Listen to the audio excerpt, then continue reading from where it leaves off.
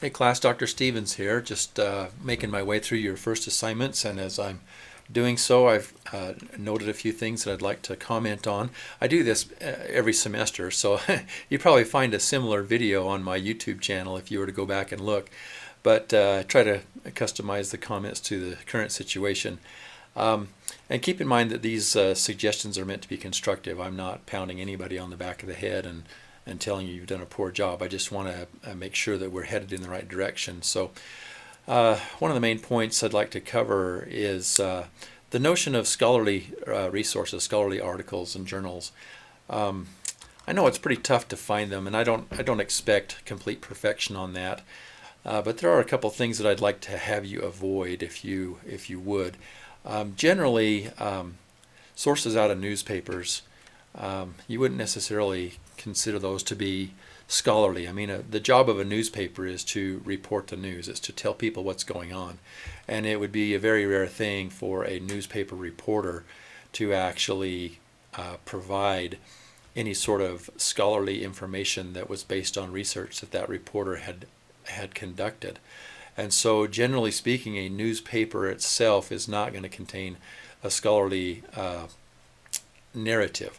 Now, there could be components of a newspaper. Maybe they have an investigative reporting portion, or maybe the op-ed portion of it might include some scholarly information that that the person who wrote the article was qualified to conduct, and so on. But you just need to be careful of that. Typically speaking, any resource that is scholarly is going to have a works cited reference page, because they will have cited other valid resources.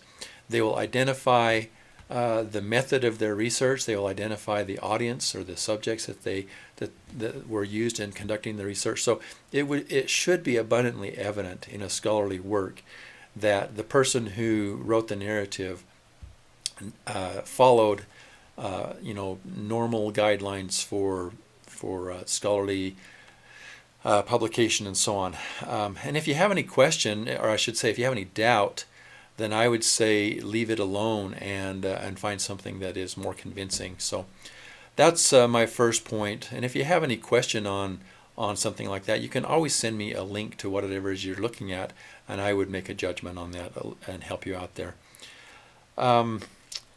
To go along with that, typically scholarly work is going to include primary research data, meaning that the person who wrote the article is the one who actually conducted the research. Now, that's not to say that they can't include secondary research, citing someone else's work that corresponds with their own. That's very common. But for it to be a truly valid scholarly resource, it would need to be their primary research data. Something else that I've noticed is that some of you are allowing your personal experiences and feelings to creep into your narrative. Now, it is certainly fine to have a frame of reference and use your own experiences as a lens to look through, is a good way of looking at it.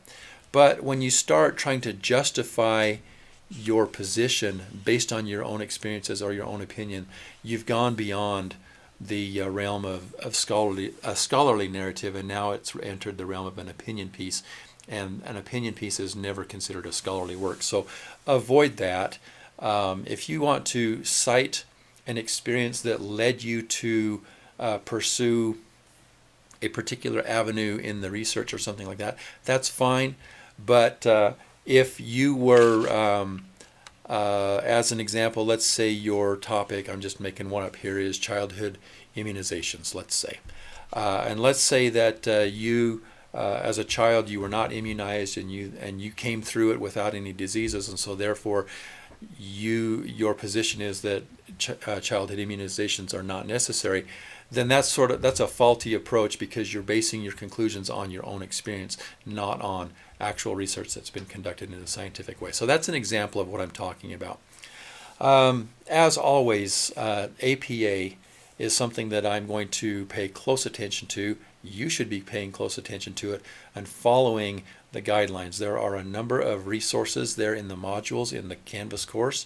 I've got a template that I put together is a PowerPoint there that gives very good detail, and there are other resources that show you how APA format should be done, and I expect you to do it that way. I'm seeing a lot of variations. I'm seeing a lot of just plain old not even attempting to even approach anything close to APA. And so pay attention to that. I will be marking you down for that, and I will be marking you down more severely as we go. I'm expecting you to get better as we go, and if you're not getting better, I'll start hitting you a little bit harder on that. Along with that, just simple things. I expect to see Times New Roman font size 12 throughout. I expect to see double spacing throughout. I expect to see your citations, in-text citations, done correctly, and those in-text citations must match precisely the resources that you have on your references page. If you have 2 references, which is what you would typically have in one of your weekly assignments, both of those references must be cited in text and done correctly. Pay particular attention to how to correctly cite a quote. I'm not going to go into that here, but you need to know how to correctly cite a quote, and how that differs from citing something that isn't a quote. So pay attention to that. One final thing on that, I do not expect to see a running head or an abstract in your weekly assignments. Now, if you were to submit a formal submission to a journal, of course you would have to have those things.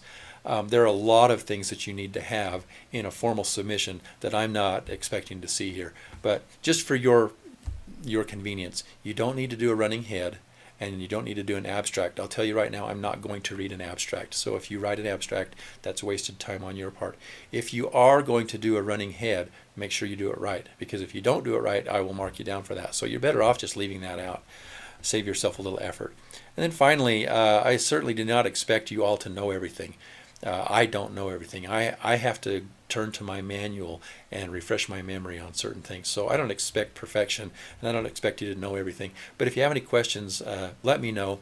And if there's something that I have not covered very well that you need clarification on, email me, ask me, or you could post something in the Canvas account so that everybody can see it. So I realize that sometimes I might expect you to read my mind, maybe. I mean, I've taught this class so many times now that I'm not to say that I'm on autopilot, but I don't necessarily realize when I've overlooked something, because in my mind it's just, that's something we covered, and I might be remembering that I covered it from last semester, not this semester.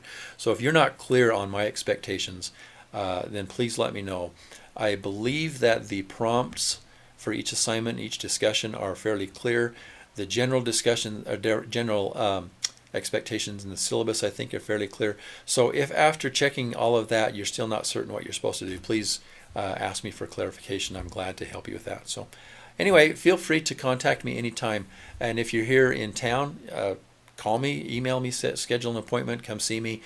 Glad to visit with students at any time that I can. So just appreciate your efforts. Just keep plugging along and doing the best you can. And please take my constructive feedback as helpful information. I never intend it to be insulting or demeaning. So please don't take it that way. I'm trying to make sure that you have your work be as error-free as it can be, and approach what you would be expected to do in a master's thesis, or if you were to submit something to a publication to meet their standards. So anyway, best wishes. Take care.